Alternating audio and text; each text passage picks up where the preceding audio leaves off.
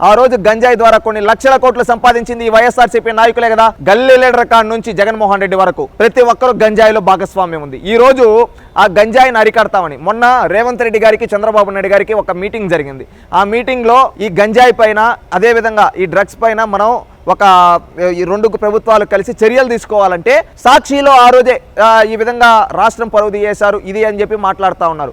అంత ఉలికిపాటు ఎందుకమ్మా భారతమ్మ, నిన్ను సూటిగా అడుగుతున్నాం. నీ మొగుడు ఆ రోజు ఏం చేశాడు? గంజాయిని తో సంపాదించి నీకు ఒక నగో లేకపోతే నీ ఛానల్లోనో పెట్టుండొచ్చు, నీకు అభిమానం ఉండొచ్చు, కానీ నీ వ్యక్తిగత ప్రేమను పేపర్లో చూపించకూడదు. అది భారతి గారు కూడా తెలుసుకుంటే హుందాతనంగా ఉంటుంది, గౌరవంగా ఉంటుంది. మీ భర్త ముఖ్యమంత్రిగా ఉన్నప్పుడు ఆ ప్రభుత్వంలో గంజాయి విచ్చలవిడితనంగా ఉంది. ఆ రోజు నువ్వు ఏ రోజు రాయలేదే, ఇప్పుడు ఎందుకు రాస్తూ ఉన్నావు? ఇప్పుడు నేను తెలుగుదేశం ప్రభుత్వం అరికడతా ఉంటే దానికి అడ్డు కట్టేస్తున్నారు ఎవరి వైఎస్ఆర్సీపీ నాయకులు కావచ్చు, వీళ్ళ పార్టీ న్యూస్ పేపర్ కావచ్చు, సోషల్ మీడియా కావచ్చు. ఎందుకంత ఉలికిపాటు?